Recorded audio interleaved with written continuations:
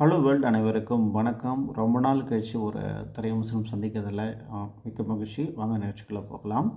இன்றைக்கி நம்ம பார்க்கக்கூடிய திரைவிமர்சன விஷயம் வந்து பார்த்திங்கன்னா யூத்.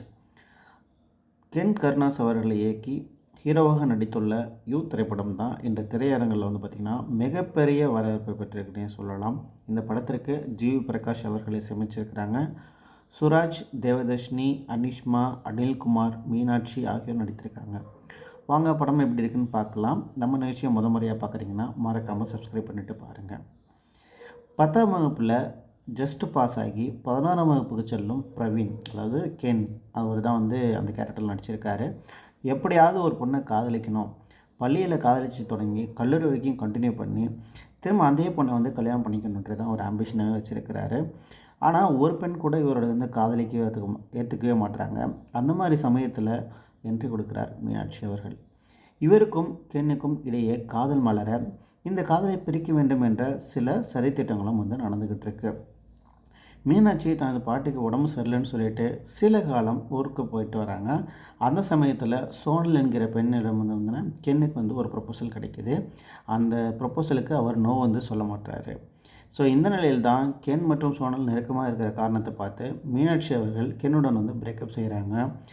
காதல் தொழிலில் இருந்திருக்க கென்னுக்கு வந்து அனிஷ்மாவுடன் பழக்கம் ஏற்பட்டு இதுவரை நான் செய்தது காதல் இல்லை, இப்போ செய்கிறது தான் ஒரு உண்மையான காதல் அப்படின்னு சொல்லி புரிஞ்சுக்கிட்டு அனிஷ்மாவுடன் பழகிட்டு இருக்காரு. அதே போல் சில நாட்கள் கழித்து அந்த ஸ்கூல் டேஸ்லாம் முடியும் போது போயிட்டு தன்னை காதல் வந்து ப்ரொப்போசல் பண்ணுறாரு. அப்போ நான் உன் நண்பனாக தான் பார்த்துட்ருக்கேன் அப்படின்னு சொல்லிட்டு அனிஷ்மா சொல்கிறாங்க. இதனால் எங்கே பார்த்தாலும் ஒரு காதல் தோல்வியிலே போயிட்டு முடிஞ்சு போடுற கென்னோட லைஃப் என்ன ஆக போகுது, தொடர்ந்து காதலை தேடி கொண்டிருக்கும் கென்னுக்கு காதல் கிடைத்ததா, படிக்காமல் சுற்றி கொண்டிருக்கிற என்னோட படிப்பு, அதனோட பள்ளியோட வாழ்க்கை என்ன ஆனது, அதன் பின் அவர் என்னவெல்லாம் பிரச்சனைகளை சந்திக்கிறார் தான் இந்த படத்தோட மீதி கதை.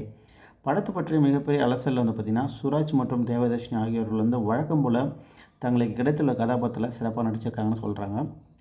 அதே போல் மீனாட்சி, அனிஷ்மா, நளினி, கென்னின் நண்பர்களாக நடித்தவர்கள் அனைவரும் தங்களுடைய கேரக்டரில் வந்து பக்காவாக பொருத்தமான தங்களுடைய பங்களிப்பை வந்து கொடுத்துருக்காங்கன்னு சொல்லலாம். ஹீரோவாக அறிமுகம் இருக்கி கென் வந்து கருணாஸில் வந்து துள்ளலான ஒரு யூத்தான கேரக்டருக்கு வந்து ஒரு கமர்ஷியலான ஹீரோவாக திரையில் வந்து தெரிகிறாரு. நடனம், நகைச்சுவை, எமோஷ்னல், ஆக்ஷன் அனைத்துலேயும் வந்து பட்டையை கிளப்புறாருன்னே சொல்லலாம். நடிப்பு ஒரு பக்கம் இருந்தாலும் இயக்குனராக கிளம்பிய கென்னுக்கு, அதாவது கென் அண்ட் கேங்கில் வந்து ஃபஸ்ட் வந்து கங்க்ராச்சுலேஷன்ஸ்.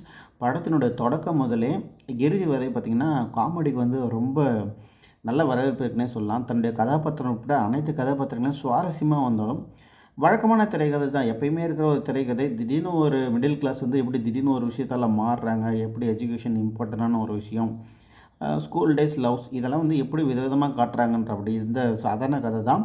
பட் ஆரம்பத்துலேருந்தே தனது இஷ்டத்துக்கு சுற்றி கொண்டு இருக்கும் ஒருவன் திடீரென ஒரு காரணத்தை தந்துவிட்டு திருந்துவிட மாதிரி காமிச்சிருக்கிறது கதைக்கு ஓகே. பட் இருந்தாலும் வந்து திரையில் பார்ப்பது சலிப்பு ஏற்படுத்துதுன்னே சொல்கிறாங்க.